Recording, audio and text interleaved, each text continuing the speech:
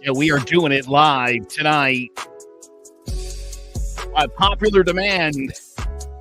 Change Your Plan podcast live this evening. Joe Aguirre, Vin Provenzano. Vin, we're back at it. People they've been asking for it. And so, and funny because we usually record. I haven't seen you in 9 days. This is the longest stretch you and I have gone. Feels like a lifetime, my friend. I like that, and I appreciate that. I've been like so busy. It has been crazy. I'm trying to go to DC this weekend. My wife is presenting at a conference and is dragging me to the nation's capital. And in order to take one day off, I have to record 6 radio shows. And so I'm done. Everything is in good shape. And the last thing really I had to do before I officially can hit the road is this podcast. And we were supposed to record.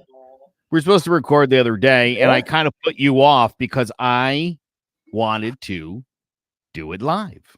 We've had a lot of people asking. You've asked yourself. You said, hey, should we do a live show? What would that be like? Next time, you're going to be in studio with me, which we're excited about. And then maybe the week after that, we'll take this on the road and do it on some location. You know, I like where your head's at today. You're in a good space. You know what I love about you? Like you talk about how busy you are, but like you're so bright about it. Like when I get fucking busy, I just look like Eeyore caught in a rainstorm. I'm just I like to be busy. I like to have things to do. I like to be on things. Yeah. I don't, it's funny. I'm very careful about not overwhelming myself, and I do a really good job. Sometimes I don't give myself enough time, and I got to kind of cut myself a little bit short. And I don't really do a good job of taking into account travel time. You know, I'm like, I gotta be there. I gotta be there at 1. I'll get there at 1. I roll up at like 1:59:45, and it's Yankee Stadium. Right? Yeah, you gotta walk. You gotta walk to the park, go inside, get your. You know what I mean? It's like that's gonna take you 15 more minutes, dude. So I should have gotten there a little bit earlier, and I don't do that. See, I'm learning the opposite. I got fucking FOMO, right? We can swear even though we're live, right? I don't want to. Yeah, I think you can do that. I don't know if that's how that rule works, but so when I first started going to court, it'd be like I got to be in New Britain for 9:00. I'm there at 8:15, like for no fucking reason, and then I'm just sitting in a parking spot, twiddling my thumbs. But I'm like, you know what? My nose is gonna be up against that door when they unlock that shit. But what I've learned is that I wasted like 45 minutes of my day.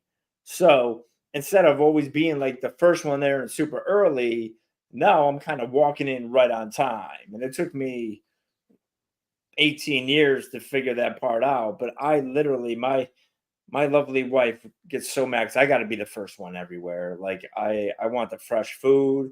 I want the good drinks. I don't want to wait in line. And I'm just learning in my old age that it's okay to be on time. You know, like I always been there like 15 minutes early is on time. If you're on time, you're late. Yeah. But then you waste a whole bunch of your fucking time if you look back. Be like, dude, I sat in a parking lot for a half hour. You do that every day. Dude, that's a whole Netflix series you just wasted in a week. Right?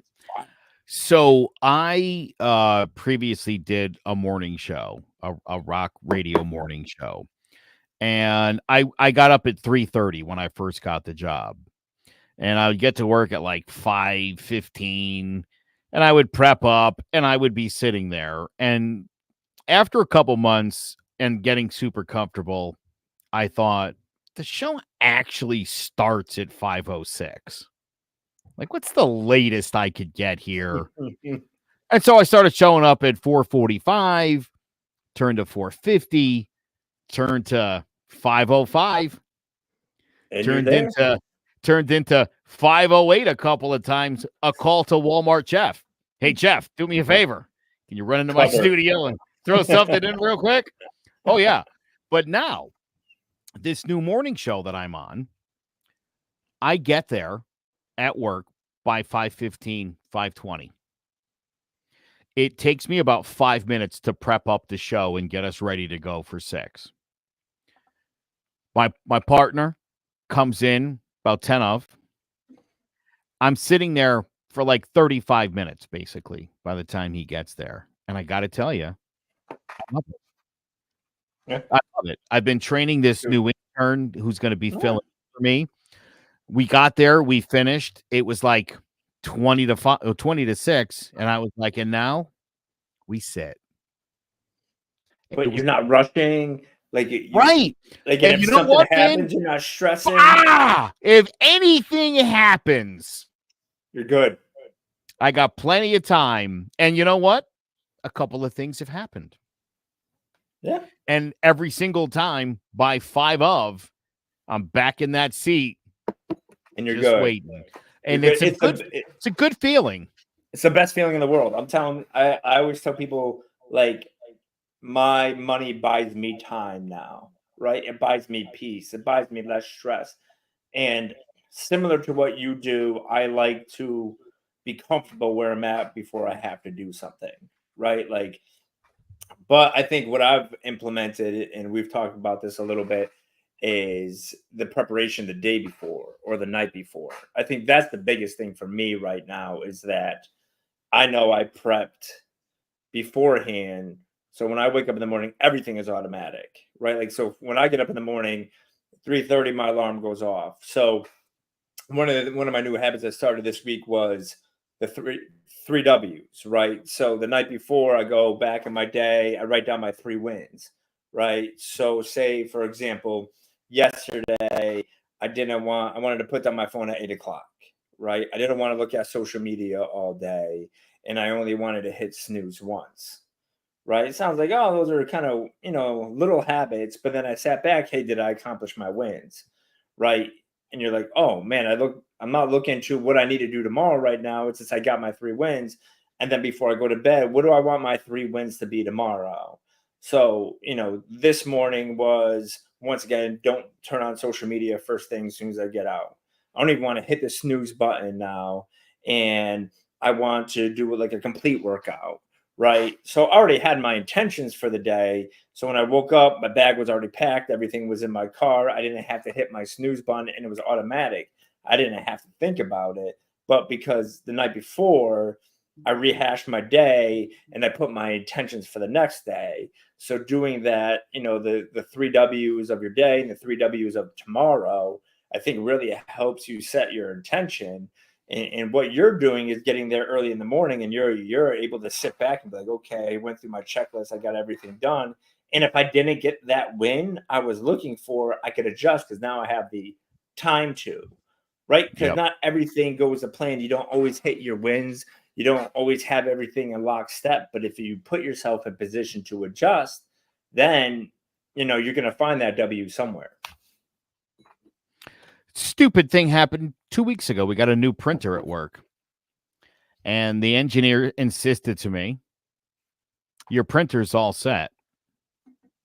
I get there in the morning. The printer, in fact, was not all set. It's not. It never Nothing, is, by the way. right? Never So is. I fire off, print all the stuff I needed to print. I go in the thing, and I'm like, great. Now I'm trying to like troubleshoot a printer I've never seen or touched before. But again, I'm there early. I've got the time. Couldn't get the printer to work, and I thought, you know what? I can go in, I can copy and paste all these docs that I have that we print out for the show every day. I'll attach them in my email. I'll go into one of the other studios I work in where I already know that printer does work. I went, I did that, printed everything off, brought everything back in. About 10 minutes to 6, I'm in that chair chilling again. And you're good. And you're watching, like, my favorite is to watch everyone else scramble, right? Like, and I used to get mad, I have my own office, I like things done a certain way. And it could be frustrating at times, but I try to remember and try to remind myself I could only control what I'm doing. Like, I could only worry about what I'm doing, if I'm on time, if I'm doing the right thing, or if I'm organized. So it's keeping that mind frame, and you get to sit back and watch everyone run around, and you're like, you know what? I'm good. As long as I know I'm good, as long as you know you're good, then everything's going to work out because that's all you can control. But it's that little bit of time, and I think that's that switch. Like you're talking about. I mean, you're showing up to work 15, 20 minutes earlier than you used to, but that little switch in your lifestyle has created like huge benefits. So you don't need that this life altering event to change your life in a meaningful way that leads you to more success. It's not like, oh, I need this earth shattering thing to happen to me. I just need that extra 15 minutes to tweak my day and do something different than you weren't doing yesterday to find out, oh, well, this is going to work and help me elevate my job. And in turn, if I'm doing well at my job, I'm doing well at home because I'm happier at home. I'm more relaxed. I'm more focused, and all that sort of thing over that little bit of a habit that you just developed, which is dope. Yeah. Um, it's funny because I never, again, I stack myself my day and I find I'm constantly flying. I have not eaten any food yet today. Just haven't had any opportunity to eat today. How do you Did do that, not man? right. My day was I booked out my day and I didn't factor in get something to eat. And so no food. No, so I've been doing that intermittent fasting. Yeah. So I will tell you, I'm like a fucking cow trapped in a human body. I love to graze. I'm a fucking grazer. Full of, and that's cap. That sounded fucking bad. But You did. food wise, like it's getting thrown. It's getting. It's getting thrown in my mouth. All of that came out real bad, and we can't even edit that out. But yeah. So I have done now. Like from I'll eat from 12 in the afternoon to 8 at night, which I like. So I think the morning hours is fine with me. I get up super early, but usually like the bulk of my busy days in the morning. So I don't really think about eating. And then I know from 12 to 8, I could, not eat whatever I want, but it's helped me. But on the flip side, it's just I'm a grazer, man. I get home and it's like I'm like eating stuff to like 7:59 and like 45 seconds. Like I got a fucking timer and I'm looking at it. It's like ticking down to 8 o'clock, and I'm just shoveling shit into my face because my whole life revolves around food. So when people are like, I didn't schedule a time to eat today, like that is fucking insane. That is you're a serial killer. Like that's Yeah. all I think about Maybe all day is eating. I would say probably around 4 o'clock this afternoon. I was like, oh, I'm a little peckish, it occurred to me around 4 that I was hungry and That that is I wild, needed dude. I'm nourishment. like a 11 a.m. 59. Like I'm fucking. I got a fork, and as soon as it hits 12 o'clock, I'm fucking shoveling shit into my fat face. I can't But even again, wait to look, eat. that's how and here's the thing. Nutrition's an important part of your life. I Mm. mean, it should be an important part of everybody's life. And not everybody prioritizes that, and that's not a good thing, right? Like you got to make sure. I'll give you another good example, right? I had a heart attack a year and a half ago. Yep. And I take 10 pills a day. And the time 10. I chose 10, I take 10 pills in the morning. Yeah. I just throw them down, a thing of water. None of them are big or anything, but it's what keeps me alive, I guess. So I started taking them at 10 o'clock because most of the time I was home. Made sense. Yep. Now I work and I do a live show till 10 and then the show ends. And some days I'm like, You oh, can't forget your pills, bro. Don't the forget your other, pills. I took my pills the other night at 11 p.m. You gotta get a pill container, bro. Be one of I those have guys. one. I have Yeah, you one. do. It's right. And it's there. And it's like, again, if I don't plan my day out, if I don't again, I grabbed a Coke just to fill my stomach up. so that my stomach Dude, stopped gurgling. it's so outrageous. You have to plan it. Like I find Yeah. that like I love when my life is like very automatic. So like I I have it's every morning it's like clockwork. It's like when I brush my teeth, when I clean my ear. It's just I'm going down my system and my checklist. But and I find it a lot. I was actually just talking to a guy today.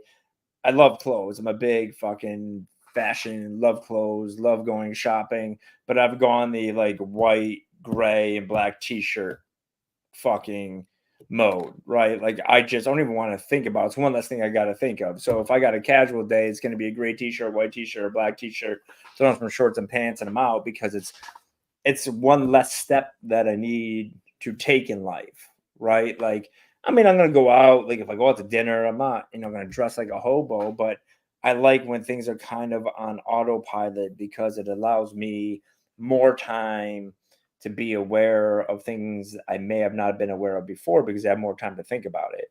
But I will tell you, I am like a basset hound when it comes to food. I can't, and it has nothing to do with nutrition. It's just my body can't wait to eat. Dude, I was like 298 pounds. Yeah. 5'9", 300 pounds, bro. And beefy, beefy. And back then, I had like this blonde, like Jerry curl hair. So I looked like a diabetic Justin Timberlake. Oh Like my god. I was on like Accutane, so my skin was dried out. I was living in Indiana with this puffy red face and just moobs. I had the biggest moobs you ever seen. So I went out to Indiana and I was like 168 pounds. I came back 298 in 9 months. Like 9 months, bro. That's just like, and I had no idea because like in the Midwest, it was cool. Like you just go to Ponderosa, you date a farm girl, like you're just loving life, right? And then you come back to Bristol, Connecticut, and people are like, dude, you are gross. And I'm like, that's not, and I had no idea, like zero. Like I'm wearing cut off shirts, and I'm like, I had no concept that I just threw 130 pounds on my body. And Wow. yeah, but I've done it. I've probably been 240, 250 at least three different times in my life. I just eat and then I just justify that I'm getting stronger. So I need to eat more. And it It's all definitely muscle. wasn't. Yeah, I remember on the tail end of my divorce, just before I moved out, I had this like real bushy beard and I just was in my head, I was just strong, but I look back and I'm like, well, that's why maybe shit didn't work out. I was a little beefy. You know when your like nipples pop out of your t-shirt because it's just a little bit too tight, but you just don't want to let it go. You're like, I'm just strong. Yeah, that's where I was at. So back to my intermittent fasting. That's it. Watch out, summer is going to be a good one for Vin. See cheekbones? No, no, That's not yet. so you're you This is going to have go bad. This is going to be bad. you have I mean if I'm wrong here, tell me, but you've like reshaped and recreated yourself and everything about you. I think it's I think like the You're core like of your me best is you always now. I think I don't know if I'm better than I was yesterday. Like, but yes, there's many facets of Vin. Like, so I think it's just I think the more comfortable you get in being or the more comfortable you are with who you are, the more almost like facets of your life you get to enjoy, right? Like for me, I was never comfortable, like with the way I look, right? Whether it was like a body dysmorphia or whatever it is. In my head, I always thought of myself in this way, right? So I'm trying to live to be this person instead of just being me. I think, or sometimes try to temper my personality because I should be acting this way or be like this person or this attorney or this DJ and not be Vin, right? But I think, you know, just going through the roads of life and the paths of life, and it's so much easier to be yourself and comfortable with yourself. And I don't know if I'll ever be quite comfortable with certain things about myself, but instead of going down that rabbit hole, I'm just like, okay, I'm thinking this certain way.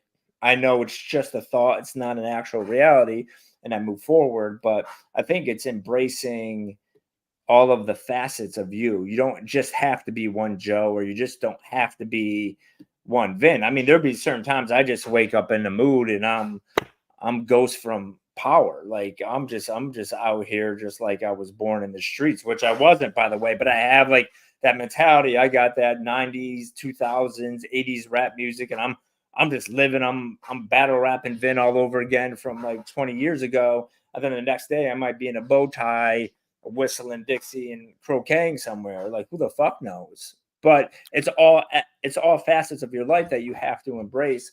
But it is funny if if you look back, and I'm sure it's the same thing with you. If I look back to when I was in, Indiana, or I was in college, or if I was even in high school, and to see kind of, where you were to where you are now, like if you're looking behind, you're living in that gain where it's instead of living for your ideal, if you look back, be like, well, this is where I came from to where I am now. You embrace it and you're like, I'm happy where I'm at now. Like if you just live in that ideal of, well, I wish I was here, and that's you live that every day. I wish I had that six pack, or I wish I had that big house, or I wish I had $1 million in the bank, instead of saying, well, and 2000 I was living in my parents' basement, right? Like in 1998 I was driving a Chevy Lumina, and if you would have told me 1998 I would have had this car with this family with this law firm, I would have been like, you're out of your mind, right? But if you look at that gain you had from 98, well, for me, from 98 to 2024, it gets me super stoked. I get super excited about it. But if I lived in that ideal of, well, I go to the gym every day, but I don't have that six pack, right? Like I go to the gym every day, but I don't look like I did when I was 18. I must be failing. It's just not the case, because I could look at it and be like, well, I'm in better shape than I was 2 months ago, than I was 4 years ago. And that's that game you got to live in.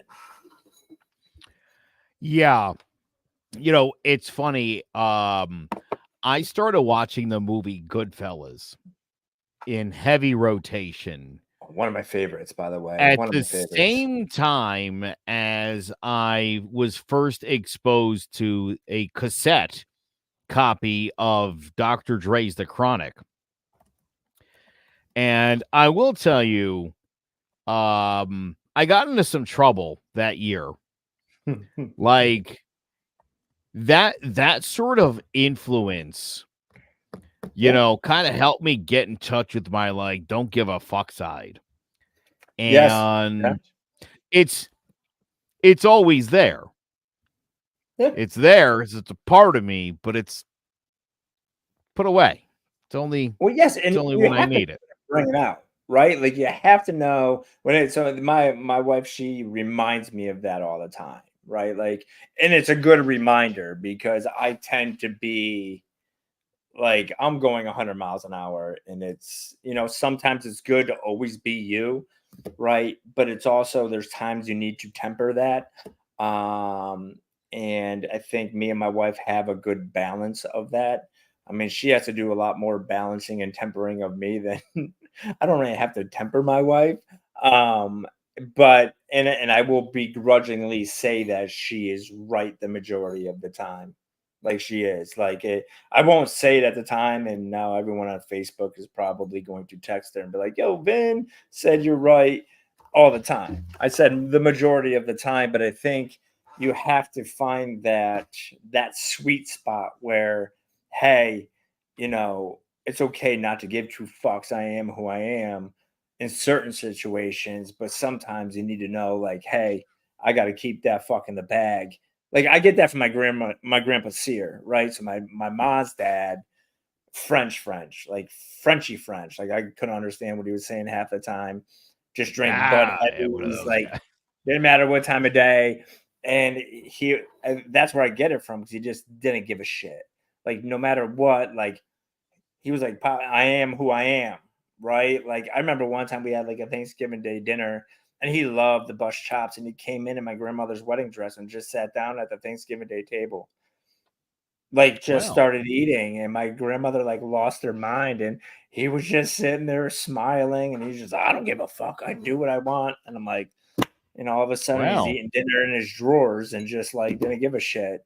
But I mean, you got to draw the line. I think that's where you draw the line, is eating dinner in your wife's wedding dress or tidy yeah. whities. But you got to read the room a little bit. But I think it's okay sometimes to say, hey, you know what? You don't have to like me, right? Like, I don't like everybody, and that doesn't make him a bad person. But you know, it's much I think easier being you than not being you.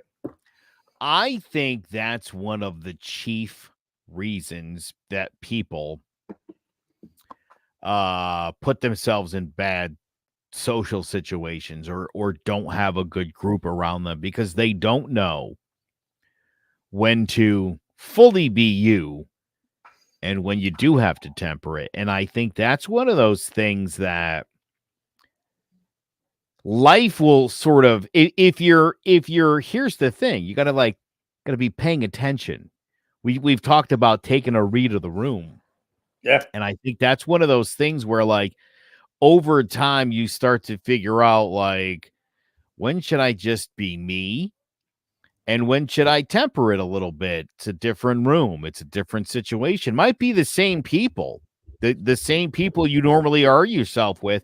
There's going to be times where today's not the day to be a jerk off, Well, you correct, know? and you're still being you, by the way, right? Like, so it's not like you're being a different person. It's just a different facet of you. But I think you hit on one key point, is that if your friends are not friends that are not going to check you, right? They're not going to say, "Hey, Joe, like we're in this situation," or Vin, hey, or like I know with my handful of like great friends that at any given moment I could check them because they expect it, and I expect the same in the return, right? Those are your floor friends. Those aren't your window friends where they're just in and out, but those are your core friends.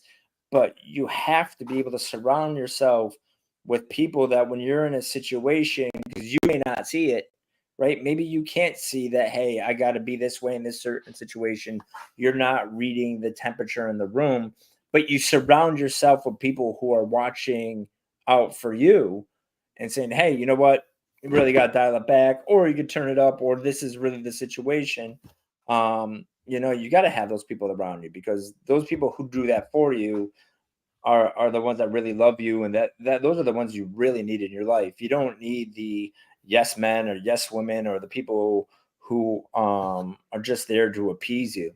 That's when I always tell people, they're like, oh well, I have problems, but I talk about it with my friends. Well, the problem inevitably never gets solved, because your friends, because they're just trying to be good people, are always going to agree with you, right? They're like, oh, Vin, it's that person's fault, or don't worry about it, Vin, you didn't do anything wrong. Where if I went and had this conversation with someone who didn't know me and didn't have to worry about offending me, that's going to be a different conversation, and you'll probably end up with a solution. So I think it's that same concept of, yes, you got to read the room, but if you can't read the room, make sure you're surrounding yourself with people who really know what's best for you, and you got to kind of find that balance. Well, and I think it's important too when you get that kind of feedback from people. Sometimes you'll see people overreact, like, "Yo, I'm just gonna do my thing," and it's like, well, but now's not the right time. And sometimes you have to recognize not the right time. There's a time and a place for everything. And I think the more, and this is where I think, this is one of those topics that people get upset about, but the idea of empathy, the idea of trying to be able to relate to shit other people are dealing with, you Yes, know? I mean, that's one of the things that I've learned in my job as an attorney. I think going through my divorce, I empathize a lot more, like with my clients or my coaching clients, because I was always of the mindset of, well, if this person didn't want to be with you, or this happened, just move on. Like, what are you worried about? Like, it's just, it's just a moment, keep it moving. But then when I went through it, it's not a moment, right? Like, it takes time, and I think you have to go through some of the rough stuff, the rough patches, and then get to the other side to understand that, listen, it's not all um rainbows and pots of gold, right? Like, you don't like for me, what I try to do is I get a lot of clients who yell at me and they're upset and they're frustrated, and I have to keep the mindset. Well, I don't know if it's necessarily me. I don't know what their situation is. I don't know what type of day they had or what type of the morning they had or what they've gone through to get to that point where they're just so angry. So I think people have to keep that in mind where it's not always about you. It's not a personal attack on you. If you could take a step back and understand the perspective of what are they going through. And I think that comes a big play, as you know, in marriages is having, you're going to have disagreements with your spouse, right? Or your significant other or partner. And it's not about being right. I think that's the one thing I've learned is that there's never a right. It's just the understanding the perspective and taking that step back and be like, I don't have to be right. I just have to understand their perspective. Because if you come from it from that angle of what is that person's perspective of the situation, then that leads to the discussion. And it's not an argument anymore. It's a discussion. And I think we don't do that as a society anymore. I think it's so focused on someone's got to be right, someone's got to be wrong, and that's it. It just there can't be that middle ground, and it's okay if you disagree, and you can shake hands and move on. But you got to be able to have those conversations and understand the perspective because what they lived or what that person lived or what you lived is always going to be different. Like that's the beautiful thing about human beings. We all have a different perspective of the same thing. You could have 1,000 people in a room look at a painting and see 1,000 different things, and everyone's right for themselves. It's kind of like the Right. religion tip we used to talk about, right? That we've had these discussions. Like there's no absolute truth in religion, from my opinion, because it's faith. If you knew the truth, you wouldn't need the faith. So don't tell me it'll be right for me. It's right for you, and I'm glad it's right for you, right? But understand that it may not be right for me, and that's okay. Well, but then also think about people who do have faith, who are Yeah, offended by people that don't have faith. And it's like, me not believing the shit you believe doesn't invalidate your beliefs at all. It's right, thousand different percent. perspectives. I Yep. haven't had the experiences or seen whatever it is you saw that made you think that that's a thing. I haven't seen shit. That's why I'm where I'm at. I agree, and I mean, I used to like. I think it's just I don't. I grew up where we were able to have difference of opinions. I mean, they be listen. I'm Italian, French, and Irish, so those difference of opinions would inevitably end in shouting matches and a variety of things. But I think it um, encouraged discussions, right? Like they might have been heated discussions or of that nature, but we had discussions, and it was okay to be different. And these days, it's just not. I don't understand it. I think it really quenches any like. I was just talking to my wife. I said something about a sheeple the other day. She's like, "What the hell is a sheeple?" And I'm like, "It's a person who's a sheep that just follows everyone around." Because I have it in the top visor of my car. It says "Be a wolf." Right. So it's my like little reminder every day when I look up. It's like, hey, it's okay to be you. Go be that wolf. Go be that, and you'll eventually have your pack, right? You'll have your pack of wolves that are going to ride with you, but you don't got to be the sheep. Um, so I think people lose that. You lose that uniqueness. Have you seen this meme? To the good old days when we could make fun of each other without everyone getting their panties in a bunch. It's Archie Bunker Yep. and George Jefferson. Yeah. And Classic. here's the thing. Have you ever heard Carol O'Connor speak about Archie Bunker and that show? No. It was satire. Uh-huh. Carol O'Connor is not a racist, misogynist, or any of the things he portrayed in that TV show. And Yeah. in fact, was making fun of people who think those things at a time when people took everything at face value. And Yep. so now people want to romanticize about 50 years ago. Like, remember back in the good old days? Yes, when they were mocking your ignorance. Correct. Like Satire. that's yes. They were making fun of you. And it's Yes. yeah. And that also led, by the way, to the overcorrection PC movement in the 90s. I think now we're in this like woke society, and I'm so old, I really don't know what like woke is, but I think it just comes down to, again, no one wants to have conversations. Let's just sit down and have a conversation about an issue and agree to disagree, whatever the case may be. But sometimes I don't have a opinion on something because I didn't go through it. It hasn't affected me. So I'm not going to grab this banner or this sign and go marching when I live in Cromwell on a cul-de-sac. Like, do I feel Right. bad for people going through certain situations? Absolutely. No one should go through hard times. No one ever wants to see that. But I can't pretend to understand what someone else is going through. And I think people who do that and they don't understand it, I think that's even worse, right? Like, and I'm all, so it's a sensitive subject. I really don't want to go down that path because I'm not the one to do it. Well, but But also because feelings get hurt. People get hurt when you point out the things that they don't do. And it's like, no, it's okay. yeah, You can like you can do those things. I might not like it or approve of it or go along with you, but it doesn't mean it's I'm okay. looking down on you. And I think that's that like satire is a real lost art in society these days. Yeah, so so I was watching Saturday Night Live, and I think it was Keenan did a bit on, the protesting at school. Right? So, and it was something to the fact that, it's like, yeah, I agree, the students are protesting and it's a good thing. And then someone's like, well, your daughter's down there. And he's like, oh, whoa, whoa, whoa, no, she's not. She better get her ass to class. Oh my God, I Like, saw that. and it was so funny. And some people got offended by it.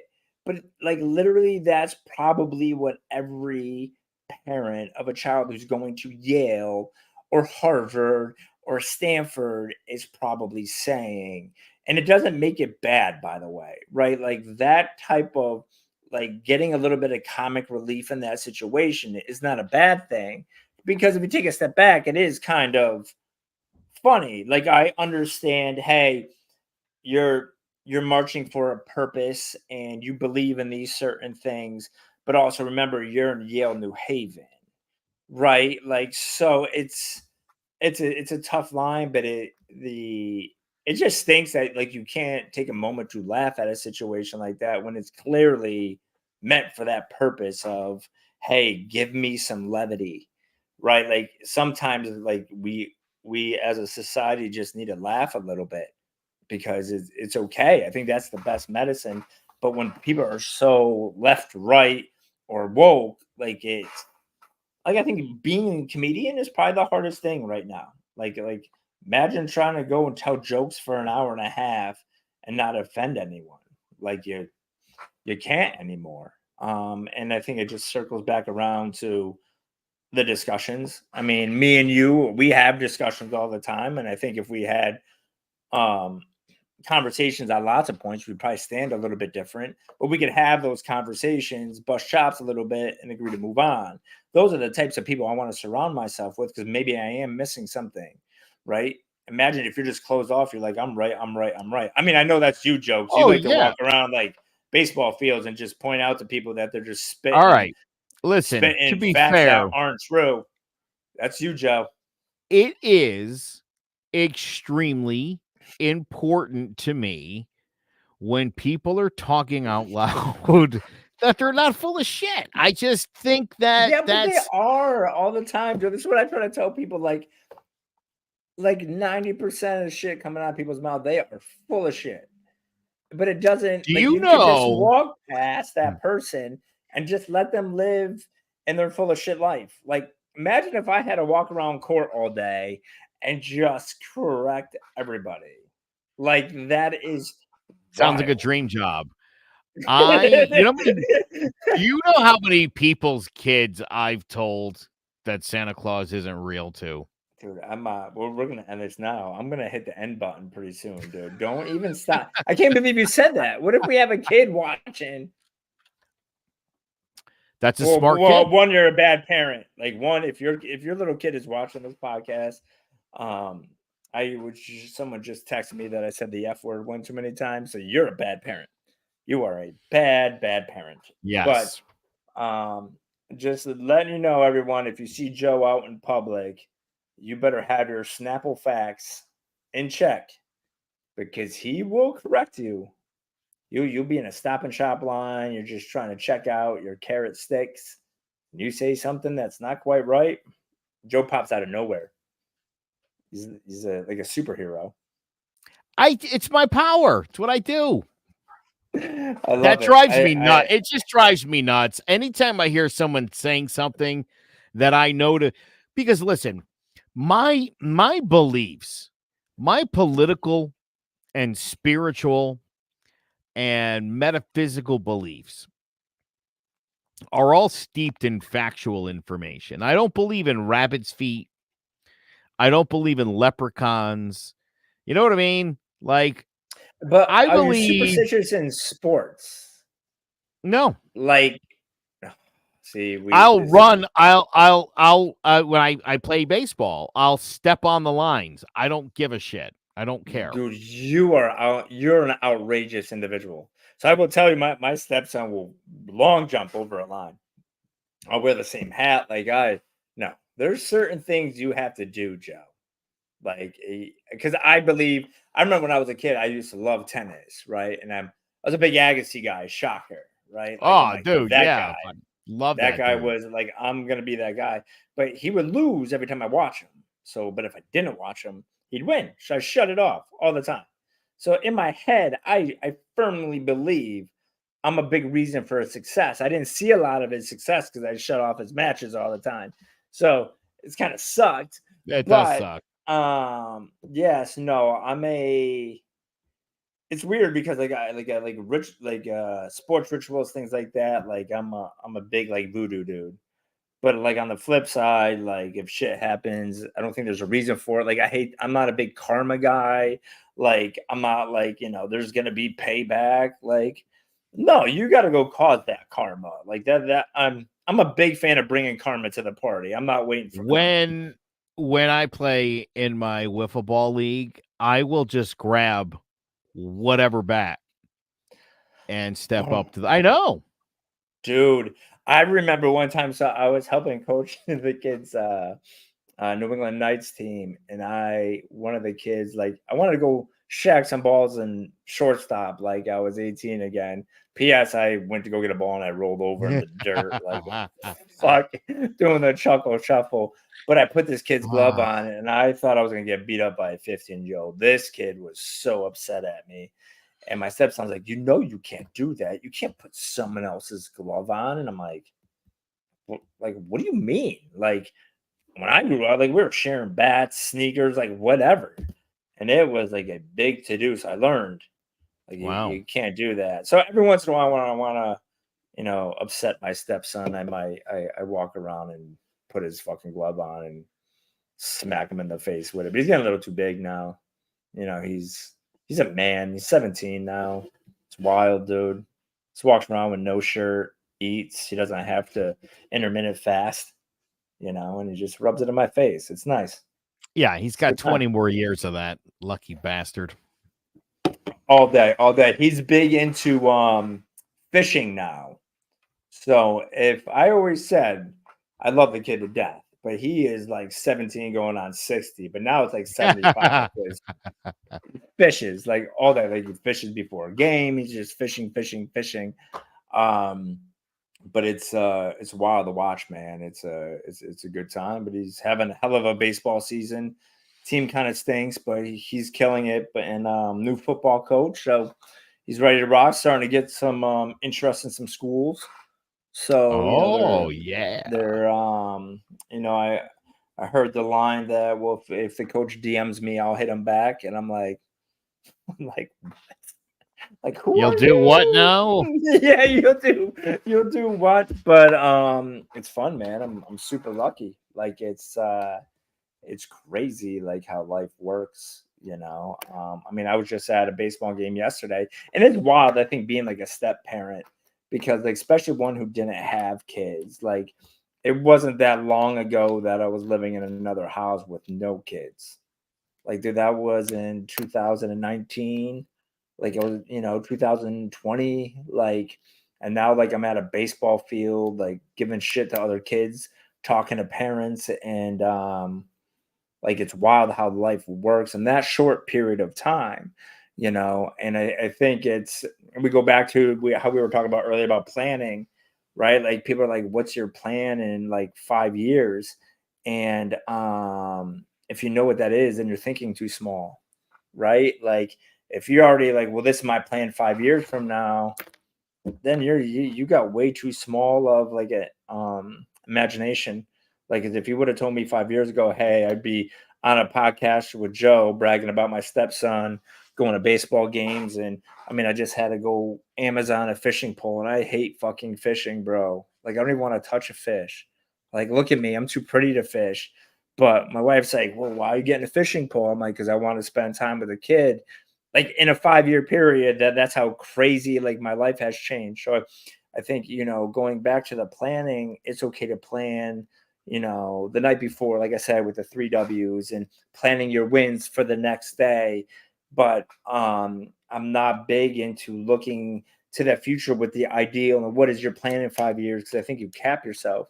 And I'm glad I didn't do that 5 years ago. I'm glad I didn't say, well, this is my goal at the end of my 5 years. Because I don't know if I would have been here instead of just living in the moment and being present and in that game.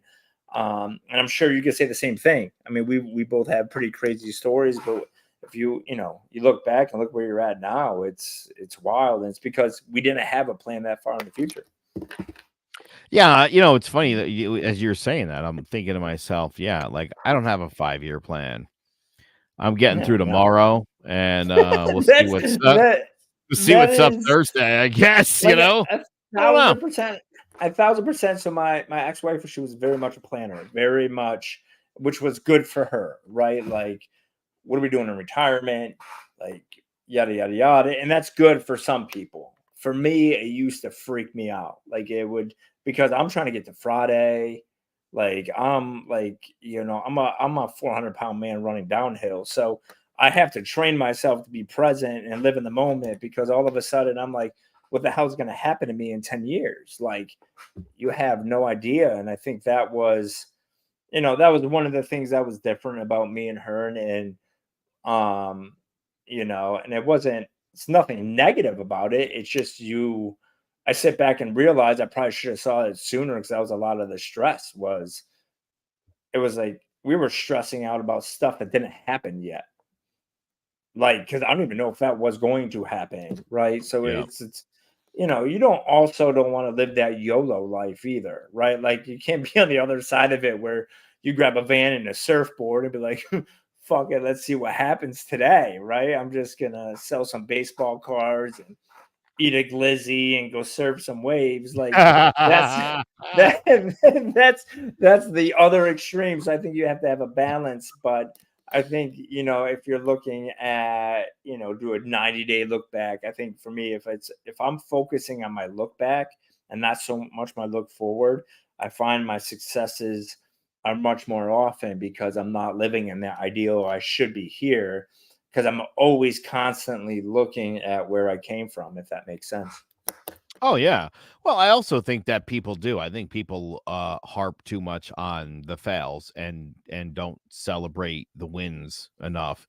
I think people don't really again, as you're sort of taking stock, and listen, I mean, maybe if your situation isn't ideal, it's easy to look back and see all the failures and harp on those failures, because it doesn't feel like there's a lot of, but and I think for most people, if you're really taking inventory, there's a lot more wins day in and day out. And like you said, and I think people should be goal oriented. I mean, I make a to-do list because I like knocking out to-do lists.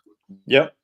It's the if I write it down, I make a to-do list for today, and then I have like another list going of things I'll have to get to. And within 2 days, you're probably on the to-do list for today now. Correct. So I'm not like kicking it down the can, but that's when my day is over and I look back on my to-do list and it's all done. Did You it. feel good. Yeah, you did it. And I think also, I don't think your fails are, they're not L's, right? It's a different L. It's not a loss, it's a learning. So once again, it goes back to your perspective, right? So when I'm writing down my 3 W's for the day, it may not be, well, I hit my goal. But okay, I didn't hit my goal. Why didn't I hit my goal? I'm only realizing that because I'm sitting down, writing it down, and I learn from it. And then now I'm gonna be able to do it tomorrow because I had that gain today from learning through it. So you don't learn unless you fail.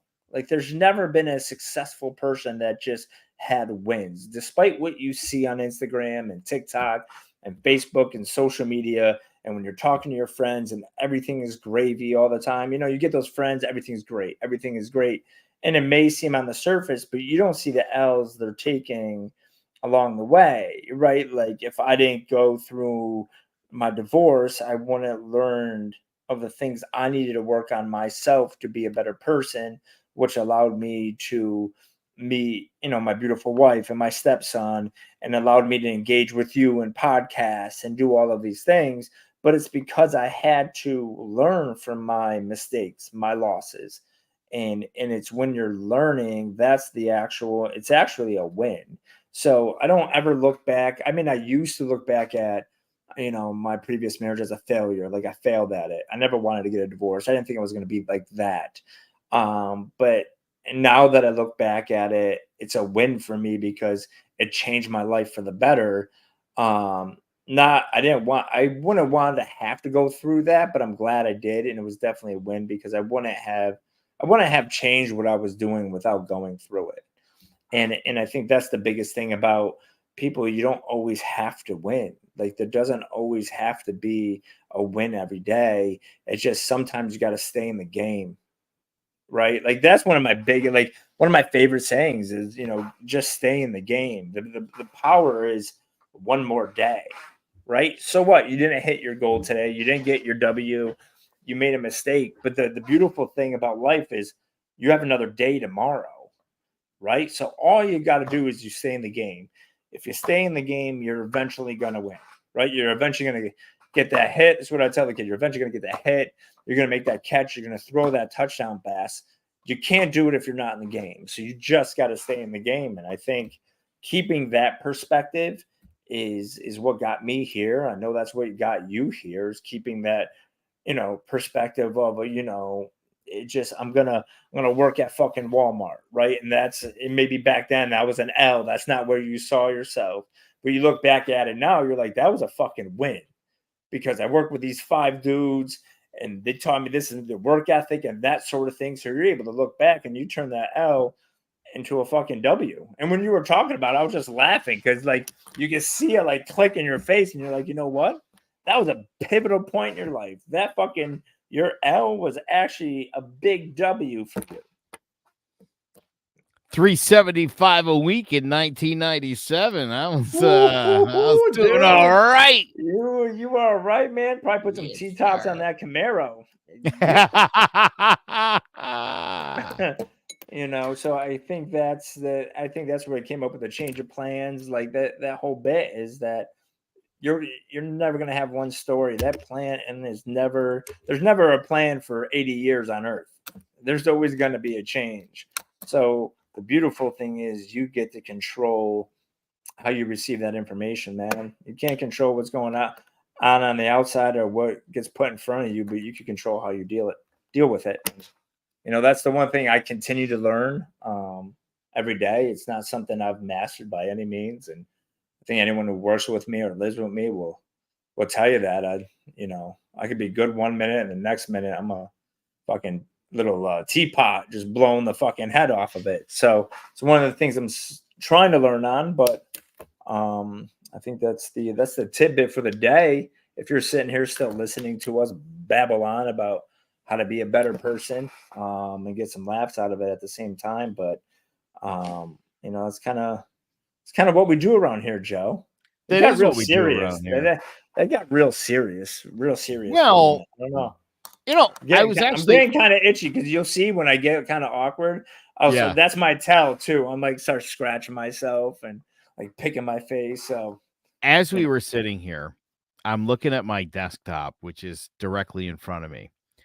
And I'm looking at, and people may have heard us allude to this. The anti-religion episode no, is dude. staring me in the face right now. Nope, not doing it, dude. Someday, It's not anti-religion, by the way. I'm not. it's not. It's It not. But got that name. it It was a bit got that aggressive name. before Easter. It was a bit Yeah, aggressive before that's all Easter. it was. My sister's dying for us to drop it. By the way, she's itching Oh, for it, but it is ain't she happening, man. really? Oh, All right. she is our biggest fan. So shout out to my sister Diane. I know she's out there. Well, and it's funny listening. because when you and I talked about it, and we had decided that if Diane liked it, as fan number one of the show, that would ultimately decide if that thing ever saw the light of day. I don't know, man. I don't know. I'm starting to scratch the back of my neck pretty soon. I don't. You're making it like it's really bad. It's not even that bad. It's honest, and it's hilarious. It is hilarious. Hilarious. It is. Yeah. Maybe what we'll do is when we go on our live show next week, we'll splice it in a little bit. Oh, that's a good idea. Yeah, we just dropped that in. So we did want to let everyone know, all the 5 people who are watching right now. We're going to be going live. So we're live right now. But when I mean live, like next week, it's going to be me and Joe. And you guys can be able to type in questions. If you guys want to chime in on certain points, I think we want to create this be a little more interactive. Because a lot of the people who listen to us, they always have their comments and the things they would like for us to touch on. And I think a lot of people have a lot more important things to say than me and Joe, which is a shocker, by the way, because I know the buck stops. I'm not buying it. Or maybe me. Joe's definitely right all the time. So if it does not align with Joe, and if you're coming with facts, you better. A majority of the time. Yeah. So I'm excited about it. It's going to be a good time. I'm hoping everyone interacts a little bit. But no, I'm glad we did this one. It feels good to be back. We took a few days off. I felt a little like a lost puppy. Joe was like, I'll get back to you tomorrow. But when we're shooting the episode, and I sat in my bay window of the house for the next 6 days. You could have texted back and been like, hey, what's up? But I feel like I'm bothering you because you're a superstar now. You got to take 6 shows because you're missing a day of work. I got to call his people now. Harvey Weinstein needed a new job. So he's like, call Harvey. And I'm like, Jesus. And if you can't get Harvey, call Diddy. And I'm like, who you hanging out with, Joe? Who you hanging out with? But no, it's going to be a good time next week. So as always, extremely grateful for everyone that listens. Very thankful for Joe. Unfortunately, I got to give him his kudos, his flowers, but he does. He makes, look at those. Shut your eyes. No one wants to stare at those baby blues. Okay. Weirdo. But next week we'll be together again. Maybe we'll dress up like Batman and Robin. Oh my God, we should definitely theme it out. All right, we'll figure it out. We'll talk about the theme. ChangeOfPlanCT.com. Make sure you head over to that website. You want this guy to help you get your life in order. You could ball the way he does these days. That's your life coach. That's my boy.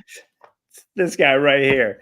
The good thing is, if I'm your life coach, you've hit the rock bottom. So I got guaranteed results because you're going nothing but up. All right, guys. You guys have a good one, and we'll see y'all next week. Like, subscribe, share, do all that stuff. ChangeOfPlanCT.com. He's Vinnie Provenzano. I'm Joe Aguirre.